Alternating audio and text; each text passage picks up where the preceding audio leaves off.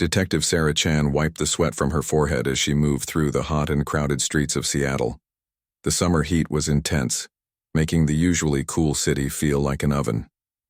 As one of the DEA's top agents, she had spent the last 6 months undercover, trying to break into a smart and dangerous drug trafficking network.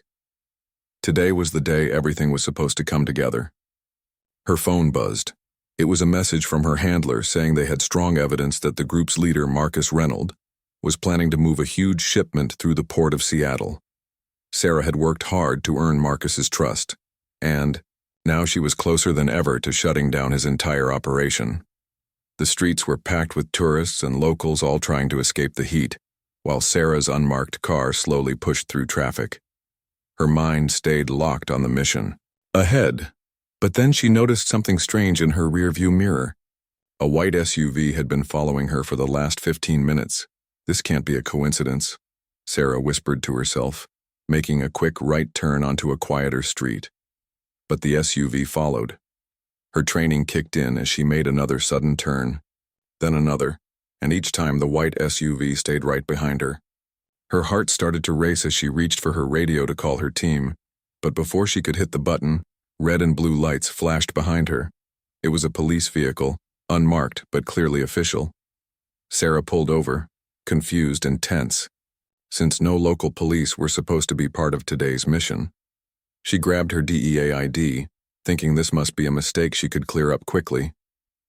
The officer who walked up to her window was tall, broad-shouldered, with gray hair and a face that looked like it never smiled. His name tag said, Captain Morrison. "License and registration," he said in a firm voice. He barked the order without even really looking at her. "Captain, I'm Agent Sarah Chan with the DEA, currently working an active operation," she said, holding out her credentials while trying to stay calm, despite the nervous feeling in her stomach. Morrison barely glanced at her badge before sneering. "Step out of the vehicle." "Sir, I don't think you understand. I'm a federal agent in the middle of an ongoing investigation. If you could just contact your supervisor." "I said step out of the vehicle," Morrison snapped, his voice rising and drawing the attention of nearby pedestrians, some of whom had already pulled out their phones to record. Sarah's mind was racing. This didn't follow any proper protocol, and his aggressive attitude set off every red flag. But she also knew that creating a public scene could risk everything she'd been working on for the past 6 months. "Captain, I'm going to comply, but I want it noted that I'm a federal agent and this stop is interfering with an active DEA operation," she said carefully, opening the door slowly with calm, clear movements. As soon as she stepped out, Morrison grabbed her arm roughly, spun her around and slammed her against the car. The sound of handcuffs locking echoed in Sarah's ears as people nearby gasped and whispered, and Morrison said with a sneer, "Federal agent, huh? We'll see about that." Sarah winced as the cuffs dug into her wrists, and through the growing crowd she noticed a young officer near the SUV who looked uneasy. His name tag read, Officer Rivera, and he seemed to be the only one sensing something was wrong. "Captain, she has federal credentials," Rivera said cautiously. "Shouldn't we at least verify?" "Get back in the car, Rivera," Morrison snapped. "I'll handle this." As Morrison dragged her toward his vehicle, Sarah's trained eyes caught a glimpse of something in his jacket pocket, a small package with a logo she instantly recognized from Reynolds' drug ring. Her stomach dropped. In that moment, it all made sense. Morrison wasn't just a power-tripping cop. He was in on the operation, helping the very people she was trying to take down. Her phone buzzed in her pocket, probably her team wondering why she hadn't checked in, and she realized the entire mission was now at risk, and so was her life. She was now trapped in the back of a vehicle driven by the very man helping the criminal she was trying to stop, and as Morrison shoved her into the SUV, Sarah caught Officer Rivera's eye again. The young cop looked torn, and in that brief glance she saw something she needed: doubt. The SUV pulled away from the curb, leaving behind a crowd of whispering bystanders and one conflicted officer. Sarah knew the next few hours could decide not just the outcome of her case, but whether she lived to tell the story. Morrison sped through the city, avoiding main roads and sticking to quiet back streets, clearly trying not to draw attention. Sarah focused hard, memorizing each turn and every building they passed, forming a mental map of their route. Her training had prepared her for hostage scenarios, but nothing could match the tension she now felt in real life. Then Morrison finally spoke with a cruel smirk. "You really thought you could walk into my city and start poking around without consequences?" Morrison's voice was cold as he glanced at Sarah through the rearview mirror and said, "Reynolds sends his regards," confirming her worst fears. He wasn't just a dirty cop, he was deeply involved with the drug ring. That explained why the operation ran so smoothly in Seattle. They had inside help. "How long have you been working for Reynolds Morrison?" she asked calmly, hiding the fury boiling inside. "Does your whole department know they're protecting a drug trafficker?" His grip on the steering wheel tightened, knuckles turning white. "You don't know anything about this city," he growled. "Sometimes peace means deals with devils. Reynolds keeps the streets quiet. No gangs, no turf wars. Everyone gets what they need." Sarah shot back, "Except the kids overdosing on his contaminated drugs. Remember the teens who died last month, or did you forget that part?" Morrison's face darkened. "There are casualties in every business. The alternative is chaos."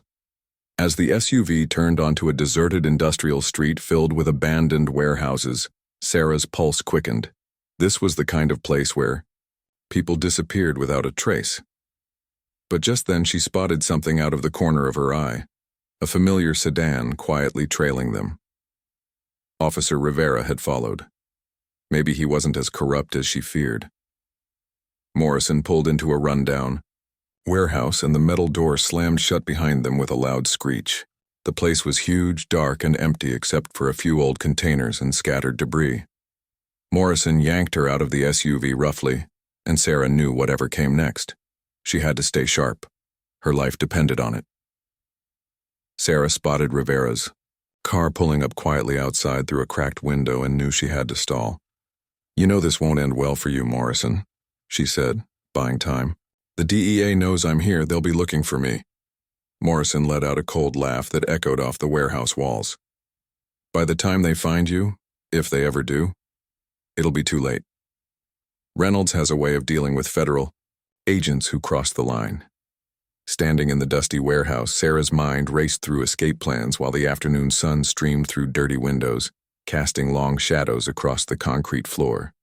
The hum of city life, distant traffic, and the roar of planes felt like a world away. "You're making a huge mistake," she said calmly. "Reynolds doesn't stay loyal to anyone. The second you're no longer useful, you're gone. Just like his last cop contact in Portland." Morrison's head jerked up, eyes narrowing. "What are you talking about?" he snapped. "Detective James Porter," Sarah replied, watching his face go pale.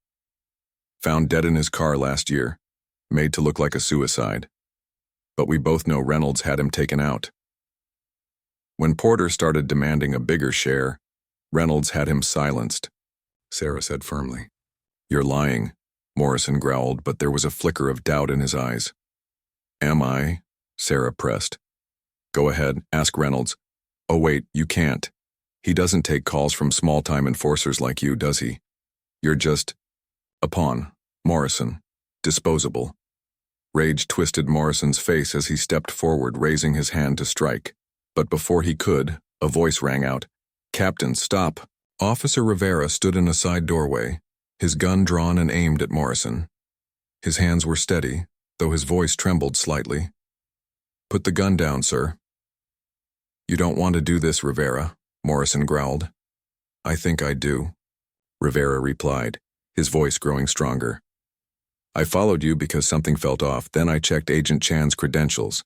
She's DEA, and this is an active federal operation."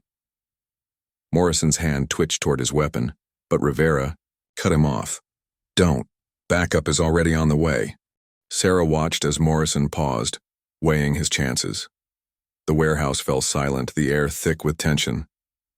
"Think about what you're doing, Rivera," Morrison said, his tone suddenly softening, trying to sound like a mentor. "You're young. You've got a bright future.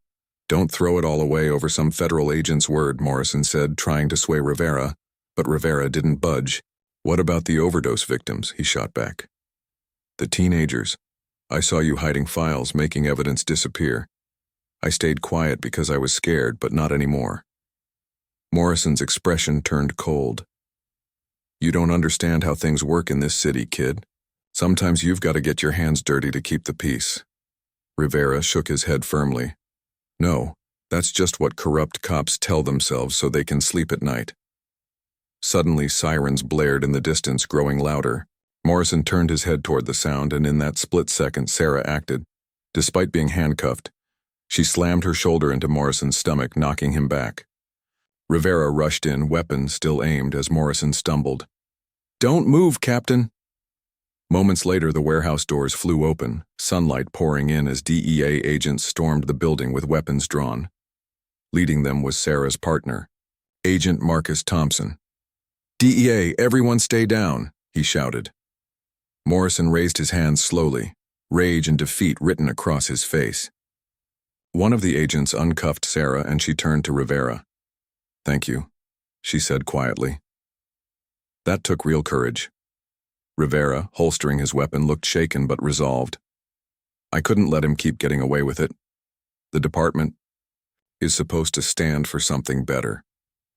As Morrison was taken away in handcuffs, Sarah's phone buzzed.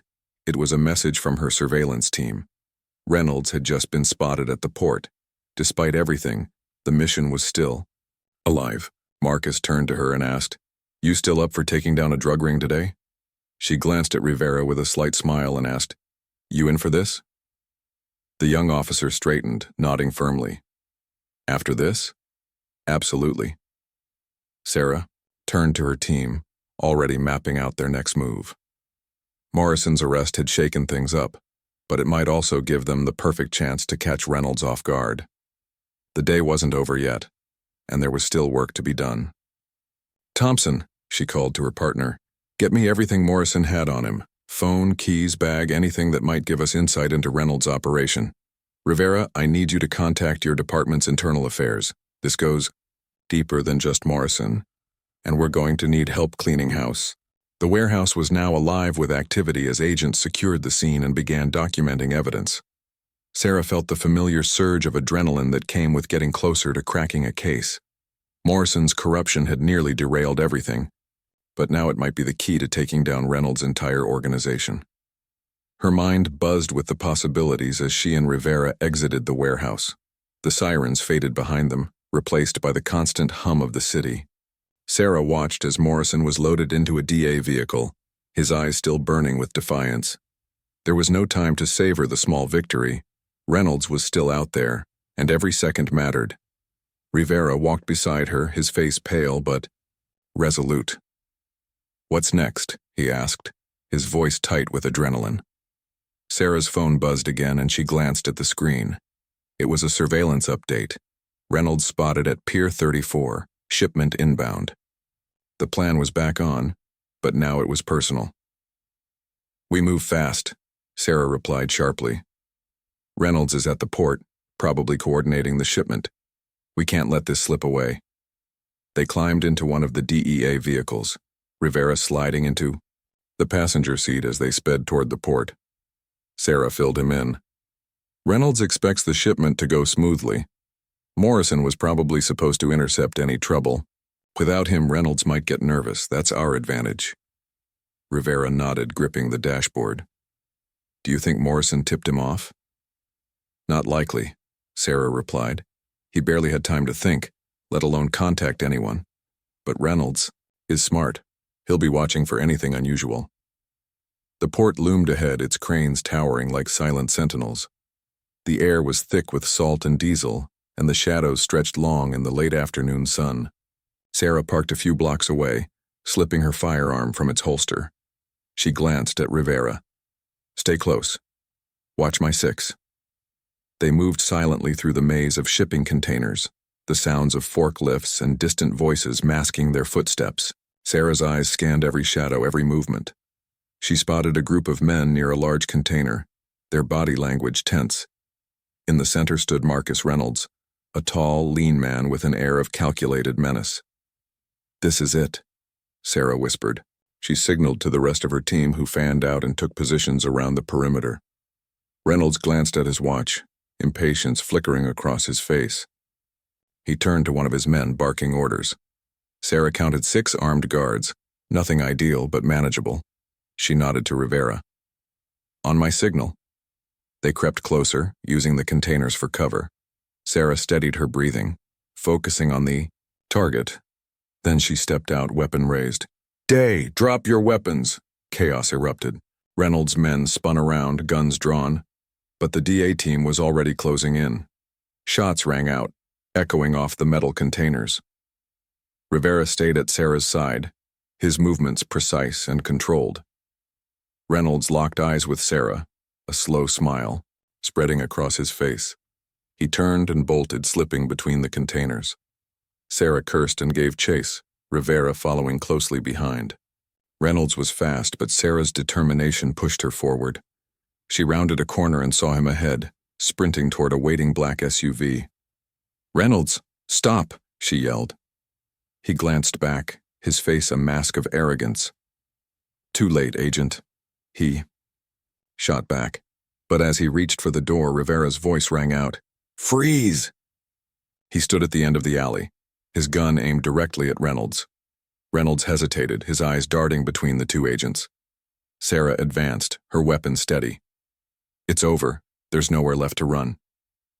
For a moment, it seemed like he might try to escape anyway, but then the distant wail of sirens grew louder. He dropped the keys and raised his hands. Sarah cuffed him, her voice low. "Your empire is done. Morrison's already talking. It's over." Reynolds's smirk faltered. "You think this ends with me? There's always someone else ready to take the throne." "Not this time," Sarah replied, guiding him toward the waiting DEA vehicles. "We're cleaning house." As Reynolds was led away, Rivera turned to Sarah. "We got him, but he's right, isn't he? There's always someone else." Sarah met his gaze. "That's why we stay vigilant, one victory at a time." They stood in the fading light, the weight of their success settling in. The battle wasn't over, but today they had made a difference, and that was enough for now. As the sun dipped below the horizon, the port became a flurry of flashing lights and agents cataloging evidence. Sarah watched Reynolds being loaded into the back of a secure DEA van. His cold stare still held defiance, but there was a flicker of something else, uncertainty. The facade of invincibility had cracked. Rivera stood beside her, hands on his hips, his eyes scanning the chaos around them. "It doesn't feel real," he said, his voice low. "I've idolized some of these guys. Morrison, Reynolds. They seemed untouchable." Sarah nodded, her gaze distant. "They count on that. On people looking up to them, thinking they're above the law. That's how corruption spreads." They walked back toward the command center, where Agent Marcus Thompson was waiting. He held up a phone bagged as evidence. "Morrison has encrypted files. It'll take time, but this could blow the whole thing wide open. Names, payments, everything." Sarah's eyes sharpened. "Get it to the tech team. We need those files cracked yesterday." Thompson nodded and hurried away. Rivera watched him go, then turned to Sarah. "What happens to Morrison now?" he asked. "He'll face charges. With what he knows, he'll probably cut a deal to reduce his sentence, but his career is over," Sarah replied, glancing at Rivera. "Internal affairs will clean out the department. People will fall, but it won't be easy. There are always more shadows." Rivera exhaled deeply. "I'll be testifying, won't I?" Sarah's expression softened. "Yes, you're brave. You did the right thing today." He swallowed, his eyes serious. "I hope it's enough. My family, my career. Everything could change." "It already has," Sarah said. "For the better. You've set a new standard. Others will follow." Suddenly, Sarah's phone buzzed with another update.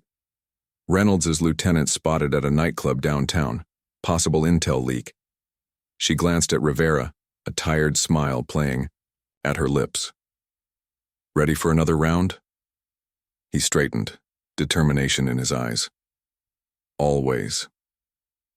They walked back to the car, the city's lights stretching out before them, a reminder of the battles yet to come. Corruption ran deep, but so did justice, and for now that was enough.